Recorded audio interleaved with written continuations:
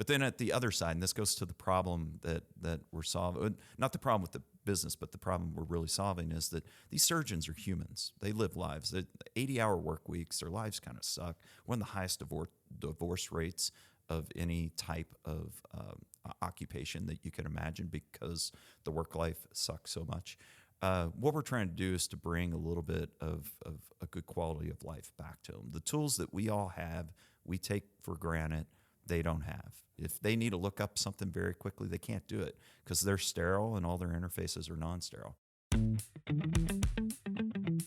Awesome Inc. presents the Kentucky Entrepreneur Hall of Fame, a show that highlights how people throughout the Commonwealth of Kentucky pursue their definition of awesome through entrepreneurship, technology, and innovation.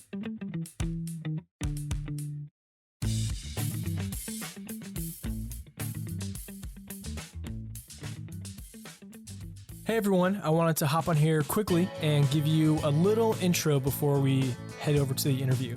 We're sitting down with Jake from Toggle Health, and they are the newest applicant to our fellowship. So Toggle Health was founded in 2016, and they are a breakthrough in surgeon-computer interaction. So what this means is they are a tech company that is trying to deliver breakthrough surgical user experience within the operating room so they can keep surgeons sterile throughout the process. There's no need to take off gloves, wash hands, check your tech, your papers, whatever. They're trying to do everything then and there so they can make surgery more efficient.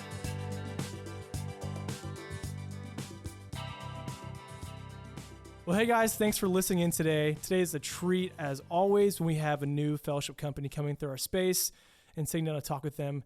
Today, I am with Keith McMunn, who is looking dangerous in all black, and with our newest fellowship company, drum roll. I'm not going to add in. Oh, that's good. I like that, Jake. Yep. Jake.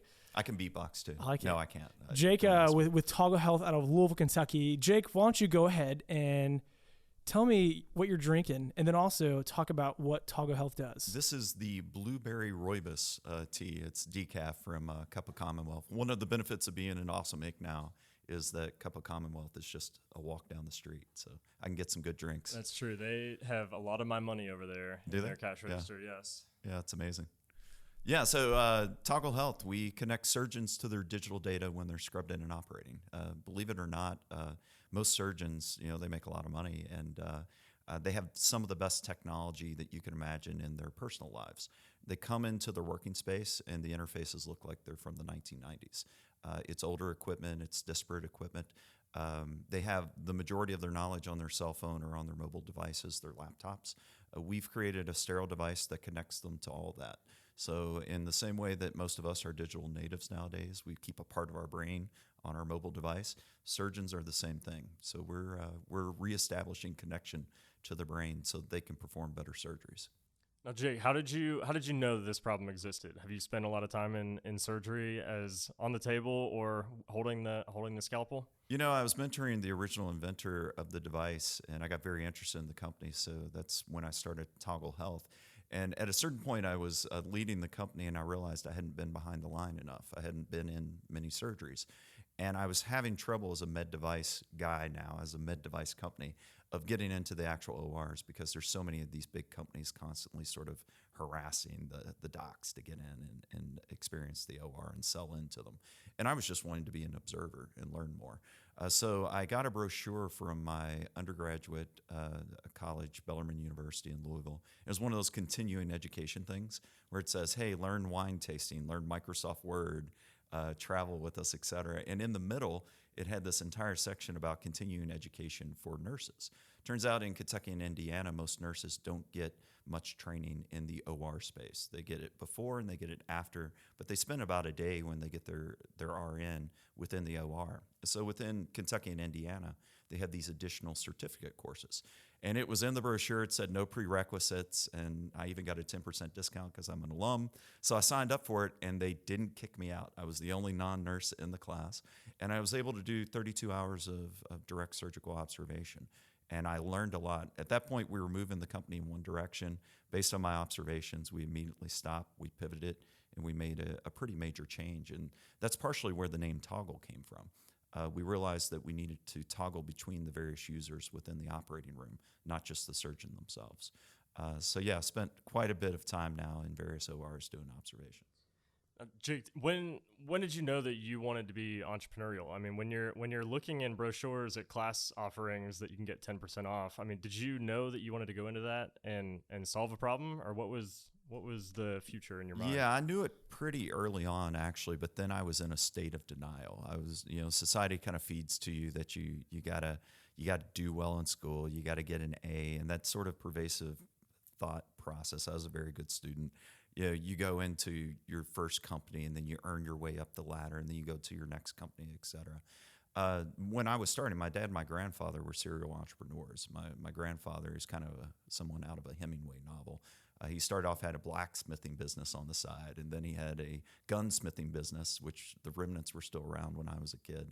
And then finally, he had a large beekeeping business that my dad, my grandpa did on the weekends. They had hives in 3 different states, Kentucky, Indiana, and Tennessee. So I started working extracting honey when I was about 10. And I worked every summer down in his basement extracting honey. It was a pretty big business. So I saw the entrepreneurial world early. It was more of a lifestyle business, but I was very interested. And then one of my very first gigs, I was in college. I got an internship and ended up going, and I was the number 3 employee with a beverage development company. I was a chemist at the time, and I did that for a while, and I was kind of hooked. And I saw what was going on, but then at the same point, it was a startup, and I needed to start making some money. I was going to get married soon and all that good stuff. So, I started going the corporate path. And then what I did was I realized I was beating my head against the wall in these big bureaucratic organizations. I worked for Target and Walgreens and Humana. And I realized that I needed to be in the innovation space within those organizations. But even then, it's very different. It's to be a entrepreneur is probably one of the most painful experiences I think you could have. And so I came to Louisville. I got an offer from Humana. I was leading a brand new clinical initiative, and they went through a merger, or the announced merger with Aetna. And I looked around. I was like, man, I've been through 1 or 2 of these before. I don't want to do it again. I'm going to take a leap and go out on my own. And I wanted to stay in Louisville, Kentucky. All the big corporate gigs were elsewhere. And so for me, I really had to create my own thing in order to stay put. And it was a very good thing for me. What was it that finally sent you over the edge that you decided you took the leap out of the bureaucratic setting and into the innovation space? So right before Humana, I was at Walgreens, and I was one of the leaders of the product development and innovation team. And it was my dream job. I probably never would have left that job. We created and worked with some of the best technologies on the planet. In fact, some of my peers were working with Theranos, if you guys have heard of that, Elizabeth Holmes story. So I got to see all that from the inside. So coolest job ever, and we were highly impactful. 8,000 pharmacies, 400 retail clinics, 300 on-site clinics, and all that was kind of my playground. And then they announced a major merger, and they killed all the new stuff that we've been working 2 years on. CVS acquired a bunch of the folks, but it's like, man, that's kind of crazy. Well, that happened. And then I came to Humana. I worked for 2 years on a brand new clinical initiative, had 70-person cross-functional team working on it, 4 months away from breaking ground on 2 12,000 square foot facilities. And we had launched insurance products to the market to support these clinics. I had to pull it all back because of the Aetna thing. And I'm like, okay, this just happened twice in a row. Maybe the universe is sending me a signal to get my butt out there. And what you realize at the end of the day is that, yeah, there's a steadier salary with corporate America, and there's some cool stuff, and you can have interesting amount of impact, but it's probably just about as risky as the startup world at the end of the day. And once I had that realization, and once I shift my fear perspective from the fear of failing to the fear of never trying, I was able to take the leap. The fear of never trying thing really bugged me. I started talking to some more senior mentors. They're like, man, you don't want to be like me looking back and not have tried it. I'm like, okay, got to do this. And I wanted my kids to see me doing it. That's the other thing. Yeah. I wanted them to be able to take the shot. Man, on goal. That's powerful. The fear of never trying and having mentors that maybe even have experienced that. Yeah. Is that so? You knew people. Well, the one gentleman in particular, one of my mentors from Walgreens, great guy, Dr. Jay Rosen. He had pretty much said, "Hey, you see this gray stuff on the side of my hair? Start now. Go ahead and do it. You're ready." And I took his advice. So you got into startup territory pre-marriage. You decided to get married and Yeah. and have kids Yes. as a founder of the startup. What was that like? At that point, I could take a lot more risks. The kids were younger. It was different. The big risk was, I almost cussed. Sorry, you probably can't beep this out. Hey, so. you're good. You Okay. do you. Anyways, I was like, shit, what am I doing? No, it's my kids were a lot older, and then I took the leap. That was nutty. I had enough resources though at that point, and I was also comfortable enough with my skill set and what I was good at to know that I could take the leap and still do it, even though I had kids and whatnot. One of the brilliant things about doing this in Kentucky is low cost of living. You can get talent, resources. I never would have been able to bootstrap this long if I hadn't been in Louisville. If I'd been in East Coast, West Coast, where I lived prior to coming back to Louisville, it would have, this would not have been possible. One of the first things I had to test, though, in Louisville was the talent available to build a company like this. And so that's one of the very first things I did. How has Kentucky? So we believe in that too. We believe that the Midwest, Kentucky in particular, is going to be a place that's really found to be desirable to start a startup, driven a lot by cost of living and opportunities to build your life in addition to your startup. How has Kentucky changed in the last, 5 to 10 years that you've seen? Yeah, so I did when I was going the big corporate route. I went and got my MBA down at Vanderbilt, focused on healthcare. I had my third kid while I was in the MBA program, so I had to get a gig. Moved up to Philly, and I was in pharmaceutical marketing services. I always tell people I was selling drugs that people didn't really need, and I was very good at it. And then that's when I got the call from Target Corporation to start up their retail clinics. And they liked the fact that I'd worked in beverage and had consumer packaged goods background. So I went to Minneapolis, and we lived up there for 7 years. And then finally, we, in a surprise move, went back to Philly for the Walgreens gig. So I've been in a number of large cities, et cetera. But I was gone about 13 years, and now I've been back in Kentucky for 5. And I saw some pretty dramatic changes. I'd say the biggest change, the biggest benefit to me was peace of mind on my daily commute. Believe it or not, I was up in Philly. I lived 35 minutes away from my work. It would sometimes take me an hour to 35 or 2 hours and 35 minutes. Didn't know what was happening. Like, people were a little more aggressive, I think, because you cram them in so tight. They're commuting over an hour each day. That one change for me coming back to Louisville and this area, Lexington, was huge.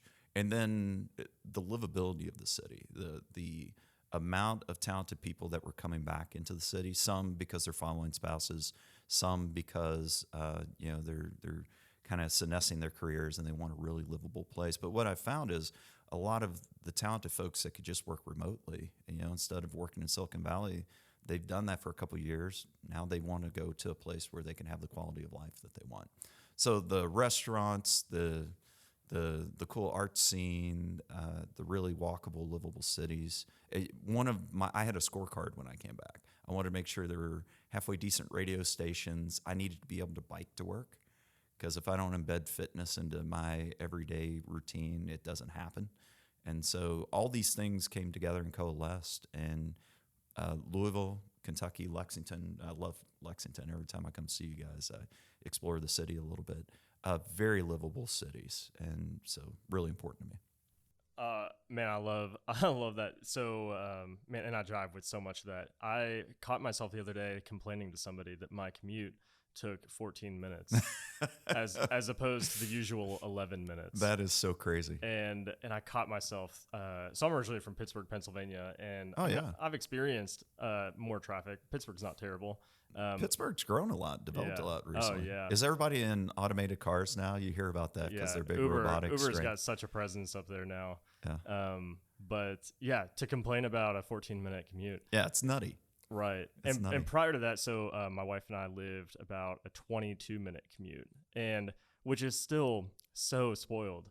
But when you do the math on how much time I'm not spending in the car, but instead I'm either spending it with my family or at work. Oh, exactly. I mean, do the math over the course of months or years, and it's definitely in favor of the startup world. Yeah, so we were very much able to design our lives the way we wanted them to be. And we knew there would be stressors with starting up a company, and having everything else really solid really helped. And having family nearby was really a blessing as well. Keith, I'm going to take your thunder. Well, first off, I was here when he complained about the 14-minute commute. We all laughed at him. Man. But Jake, when you said people Hard life. are wanting to move, move from Silicon Valley, Keith, you didn't throw in your punchline. Hey, the Valley is losing its sex appeal. I was waiting for you to say that, but you didn't. It is losing its sex appeal. Yeah, you're right. I should have said it. Sorry. It's okay. All is forgiven. Jake, So I just want to interject there because Yeah, there's some really interesting please. stories. I was when I was leaving Humana, I was getting recruited by a healthcare startup out there that it was funny. It was like an ex-Google person that was creating this health app. And they realized very late into it, I think they'd already spent like $5 million on total development, that regular people don't buy healthcare. Like people are used to paying a copay, and insurance pays for healthcare, or businesses pay for healthcare. And so they were trying to figure out how to radically change their product to now start selling to businesses. And they were recruiting guys like me that had some experience with that. And in the midst of this, I'm talking to the recruiter, and I'm getting kind of interested.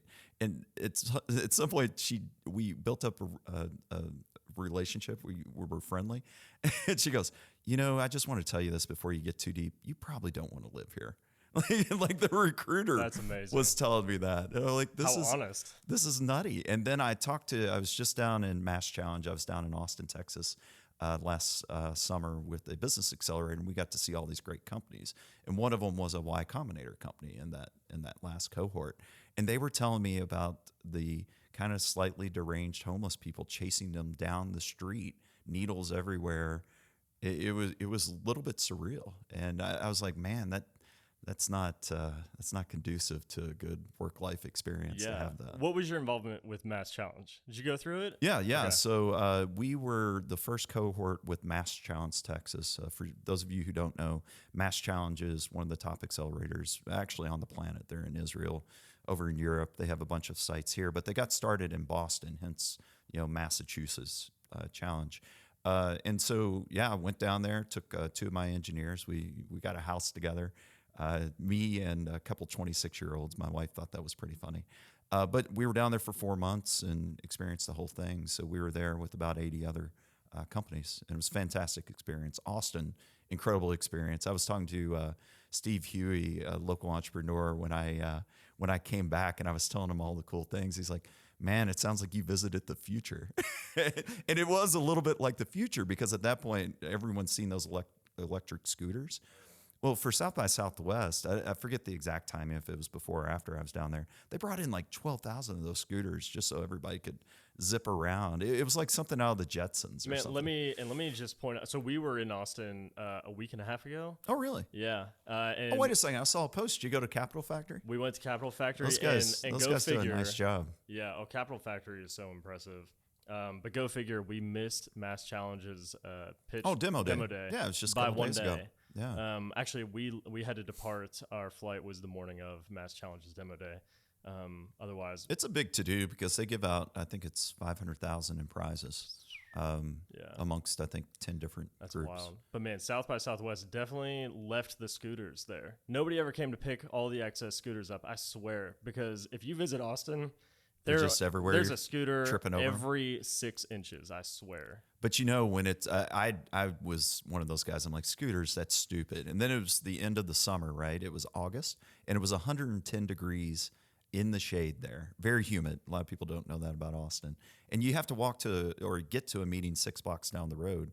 Well, most Ubers and Lyfts won't pick you up for that short of a distance. So I started taking these scooters because otherwise I'd be a sweaty mess. And I got to where I loved them. And then I came back to Louisville, and at that point we didn't have any. I'm like, what do I do? I became a scooter addict. So well, we just got ours in Lexington, and we're not as excited because we've had some. But yeah, for the city, it's going to be cool to see the change. I've ridden them probably a couple hundred times now for different short distances. I am the nerd now that if I have my bike helmet with me, I do wear it because I had an accident one time.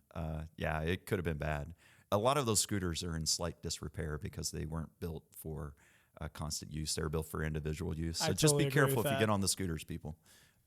Don't take any sharp curves like I Yeah, did. you're going to fly off. Yeah. Well, hey, Jake, I wanted to say 2 quick things. Number one, You are very well spoken, and this is nice. Thanks. You're welcome. And number two, I want to talk a little bit more about Toggle Health and kind of pivot back to that. Yeah. Just because there's a few things I'm curious about.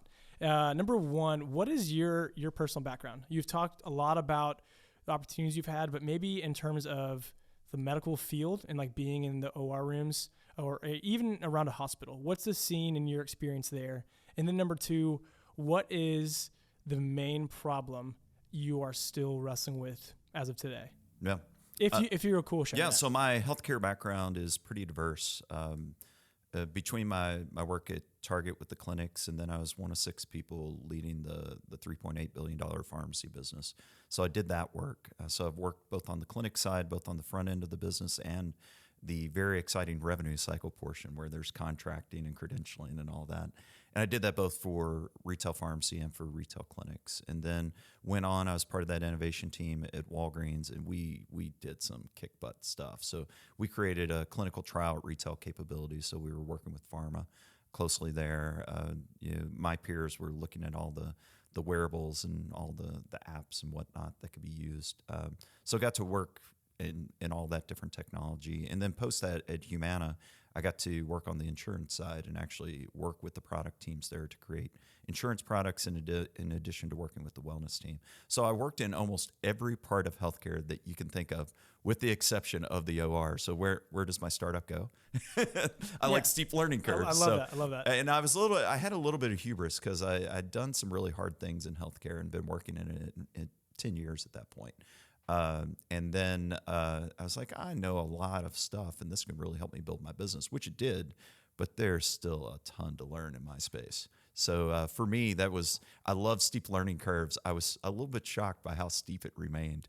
The OR hospital space is a very special place. I'm glad that I've had this education because I feel like I've closed the circle now in terms of my knowledge in healthcare, and I could pretty much do any business within the healthcare space at this point.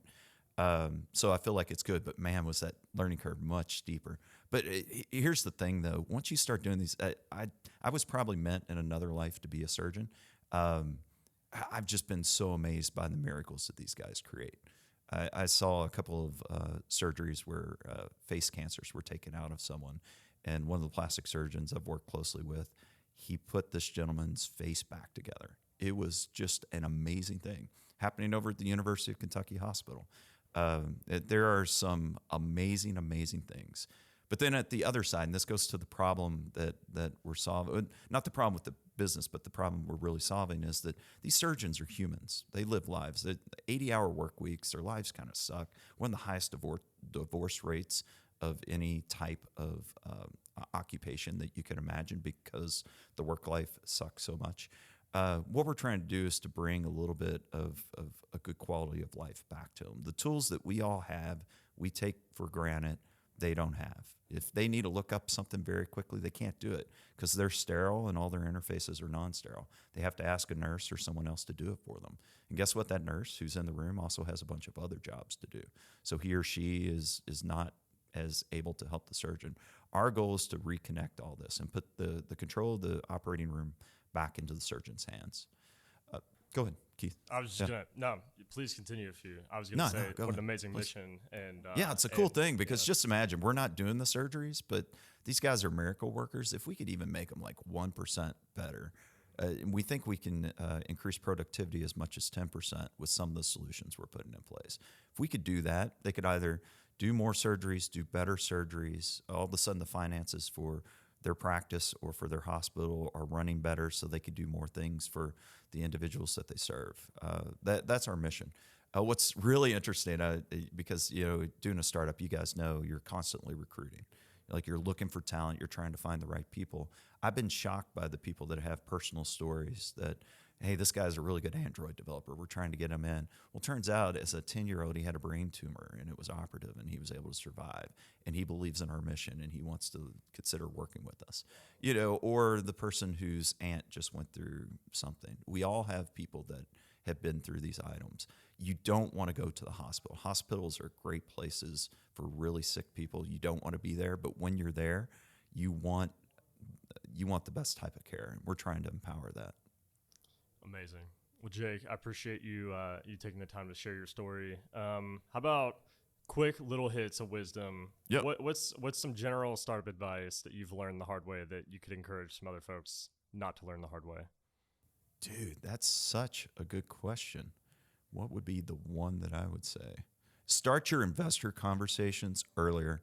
I, coming from corporate and doing product development in corporate for so long, it's all about de-risking the proposition for bureaucrats, because these like companies like Target, it had 385,000 employees while I was there. It was a big bureaucratic thing, and you have to approach with your ideas a little bit tighter in order to move forward. I would encourage all entrepreneurs, even at the idea stage, to start the conversations now.